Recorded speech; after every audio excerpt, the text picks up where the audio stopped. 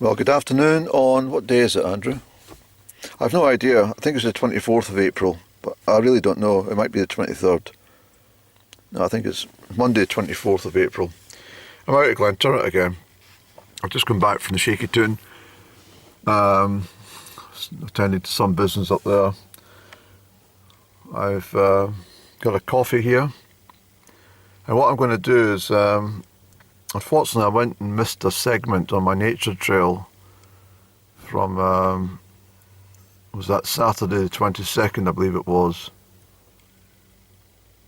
No, it couldn't have been. It must have been the 21st. So I've got no idea. The days all just blend into each other at the moment. But what I want to do is, I want to join in the piece that I missed. I think what it was I had this kind of profound chat, which I loaded separately from just up the back there. And I put that on before the nature trail stuff and then missed out the segment. So I want to include the part about the horse chestnuts because it's important, I think. So what we'll do, we'll go up and we'll see if we can discover any plants just for a bit of a filler, and then we'll join in the other bit from Friday. And we'll have a little mosey around. I was quite right about my predictions about the cold weather and some fresh snow in the mountains. It's been a long, dry spring. Something I think I also mentioned. I don't want to blow my trumpet. The only thing I got wrong was the snowy winter, and I think we would have got it if they hadn't started spraying the chemicals in the upper atmosphere to stop the snowfall, because I'm convinced that's what they do. I'm convinced that the aircraft that fly across the Atlantic, they use the route from Heathrow, for example, and it comes up the west of Scotland, and then it heads up just to the sort of west of Iceland, and before they start their descent towards Newfoundland and wherever they're going, Canada or the United States, for example. So anyway, I'm quite convinced that the kerosene in the aircraft, the fuel, is laced with something to destroy, ice particles or something in the atmosphere. Because there's no way, absolutely no way, that we would have year on year without any heavy snowfalls. I mean, crikey, it's only just 40 years ago. Not even that, Andrew. Just over 30 years ago, we used to get quite heavy snowfalls right up till March. I can remember them very clearly. So something has gone wrong. And of course, they're trying to convince us it's all to do with climate change. They just call it global warming. But if it's global warming, what the hell have we all got anoraks on, duffel coats on at the end of April?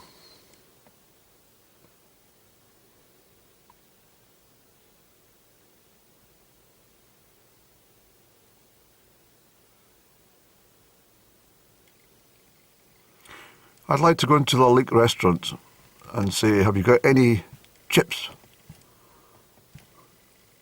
or stovies?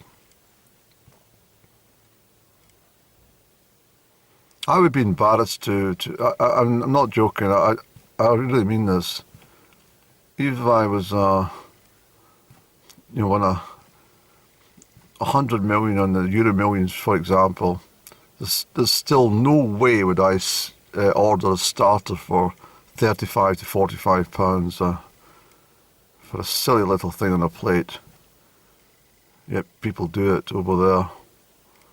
It's really quite ridiculous, actually. I think it's quite shocking, actually, that somebody would justify themselves to pay £200 for a lunch. It's just insane. But I suppose they can put it down to expenses and claim it back from the tax man. So some poor sod that's up there clearing gutters wondering if he had a wishing he had a better life than what he's doing. And is obviously looking at my camera as I speak, but he's probably paying his fair share of tax, and somebody else is in there claiming tax back for hospitality for £1,000 lunch for 4 people.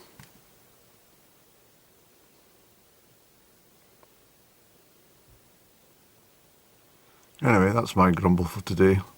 Let's go and find some plants. Finish our coffee first, Andrew. We'll have a little puff and then we'll get moving.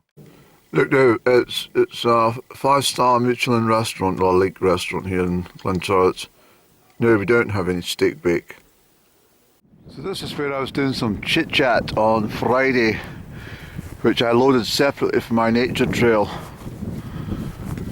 It's a lot colder today than it was Friday, but it's very healthy. It's a very healthy kind of cold, if you understand me. Not damp cold. So just having a little gaze about here, see if there's anything exciting. Well, obviously we've got the nettles. I wouldn't pick these nettles from this spot. I've got my my shorter cane today. These nettles are very, very good for you as well. I make nettle soup. I just chop up some onion and garlic. I don't buy garlic when there's you know, the ransoms are available. I just use the leaves and the garlic ransoms. But it has a bit of flavour. You need a bit of stock as well. You don't have to, but obviously you want to try and enjoy it as much as possible. But the nettle gives you lots and lots of essential vitamins and trace elements and all that sort of stuff that's good for the mind and soul.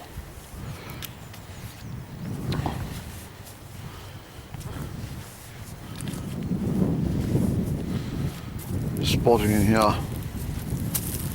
Well, it's all very early stages, but I've talked about the wood avens. These here are the wood avens, you see.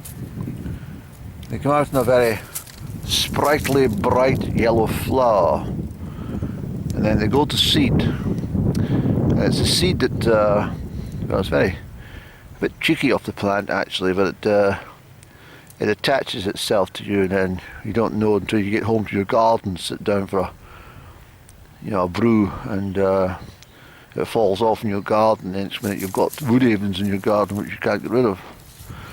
But it's not a problem, because the wood avens themselves, these ones here, see, if you dig the plant up, these wood avens are recognisable by the leaf structure, you see. They look a little bit like strawberries, but they have as the leaf comes out, excuse me, you'll have a 3-prong leaf and then a 2-prong leaf which gets smaller down the stem. That's how you recognise them. They're actually related to the rose family, and very abundant in the woodland, you see. Very abundant anywhere. But the good news here is if you take the wood aven and you dig up the root, give the root a good clean and chop it up, it tastes just like cloves. And obviously, as a result of tasting like cloves, it's very good for any dental problems you may have, to ease the pain. And I might actually show you one day just exactly what I mean by this, and perhaps demonstrate with a little chopped root and some olive oil, and you put that on your gums, and you've got any gum disease or receding gums, this assists. It's also very good as a gargle. I mean, you can do the leaves for a gargle, and that will ease any sore throats and stuff like that. It's also very good for the lymphatic system. I'm also just noticing here the very, very early stages of some of the very, very tender young cleavers. Some people call it goosegrass. It's got all different types of names depending which part of the country you were brought up in. But in this locality, we always knew it as sticky willy. Cleavers are goosegrass, but sticky willy is what we called it, because it's big long strands and it sticks to you, and you used to have a lot of joy picking this and sticking it on your friend's back without his knowledge. Well, anyway, this is also a very, very healthy plant for you. I told one of my sisters, I says, if you take a whole bunch of this stuff and soak it overnight and wash your face with it, you will look like a youthful girl again. She said, no, I don't believe you, Andrew. I believe a lot of things you tell us, but not that. I said, we'll try it. And she was rather amazed that she did try it. And she couldn't believe how much her complexion had improved within a short period of time. I'm not talking any trickery here. So here's a bigger one here. These will grow very swiftly,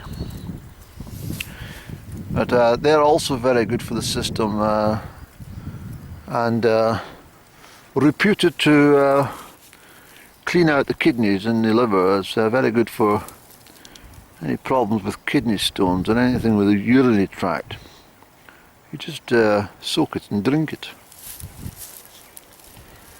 I could tell you so much about plants.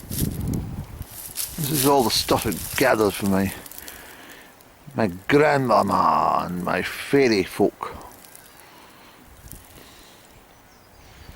Yes. Doesn't look very enticing when you see it all there in the old vegetation, but I can assure you it's all full of goodness. Anyway, this is the part that we're walking along where we're going to chat about the horse chestnuts, but we didn't get the opportunity to do so. So that's the idea today. Hi there. But cooler today, isn't it? Noticeably. Hey, Bubba.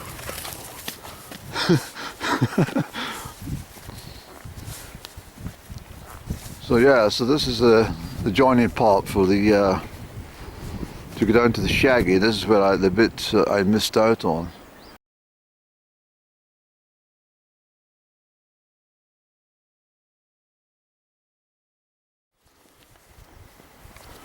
And the wind's changed slightly to the east-northeast. It's coming through Money straight to the Vale. It's gone to the northeast actually since this morning. These are the fabulous horse chestnut trees. You can tell by the leaves.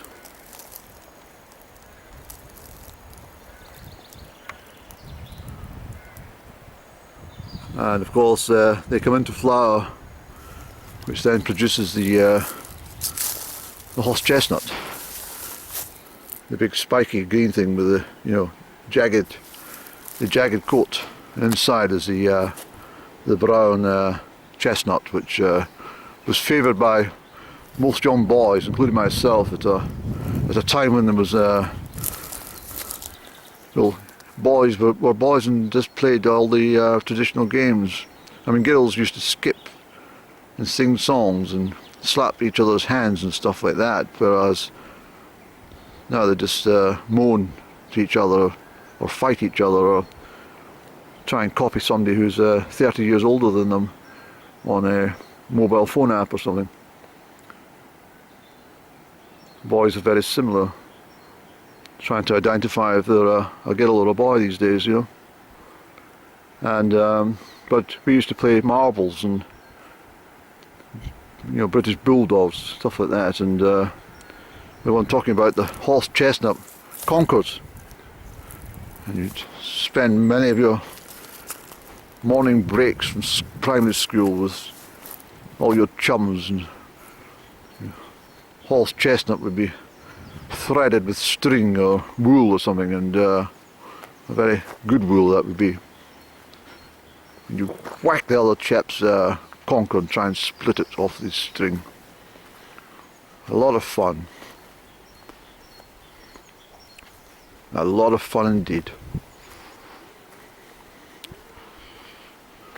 I don't even think the boys know what a chestnut looks like these days. It's a tragedy. It's all happened in 50 years as well.